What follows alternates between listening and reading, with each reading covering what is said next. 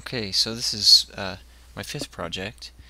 It is almost identical to the last project, so project number 4, and everything's handled the same, so I won't go over most of it. The big difference is semaphores, and actually to demonstrate that, it's not as easy as just looking at the little LEDs blinking on the STK500.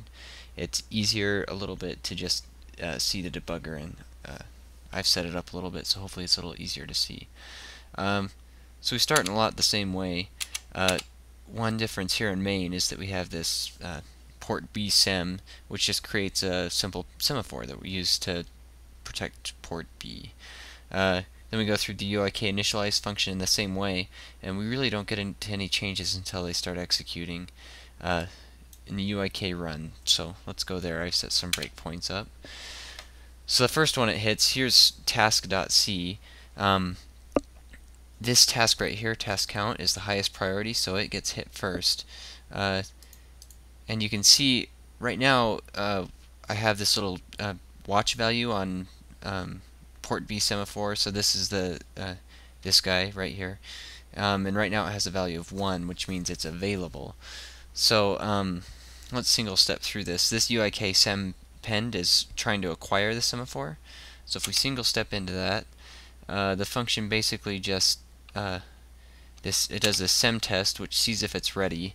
In this case it is. It says if sem value is greater than 0, and it is, it's 1. So it should enter into this function. It enters the critical section, which just disables interrupts, and then acquires the semaphore just by decrementing it. Then it re-enables interrupts, and we're golden. So now we have the semaphore acquired, so even if an interrupt occurred here, we should be safe. Or port B should at least be safe.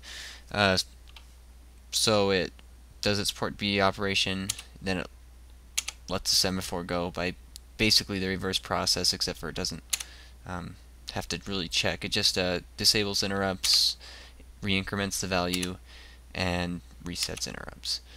And it also goes to that delay function there, is just basically giving up control.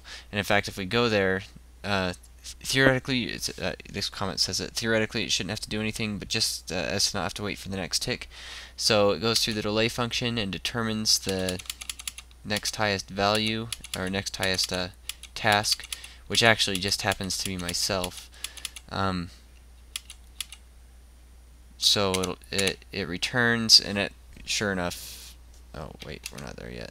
Sure enough, it just is the function that was just giving up control kind of delayed itself for 1 just so it could delay itself again, but that's not always the case. This just happens to be the highest one.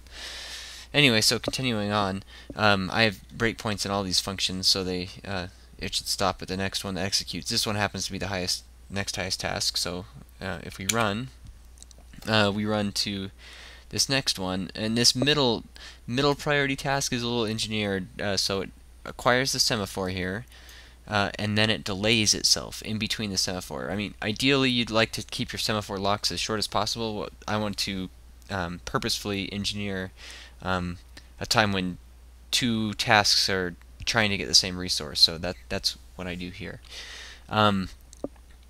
So task 2, the middle task, acquires the semaphore. So if we single step that, it does kind of the same thing. It sees if the semaphore is free. It is, and it takes it. Okay, so same as last time, it does stuff to port B. What's different is now it goes into a delay state. So it'll delay, and then task Blinky will execute, which has a lower priority.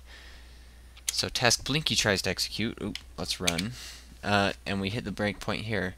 And what it does is it tries to acquire the semaphore. If we single step, it goes to acquire it.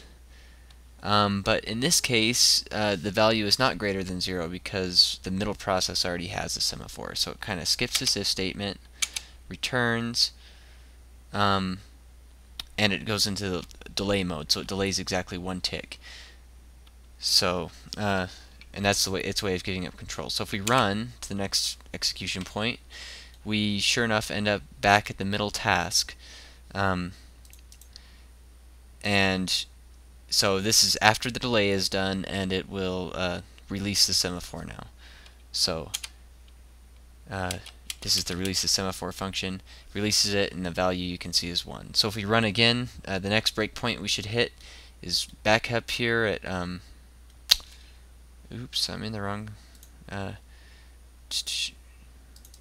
back up at the lowest priority task, because that's still waiting and it just had a delay of 1, so a very short delay while it was waiting for the semaphore to be released. So if we run again, takes just a second.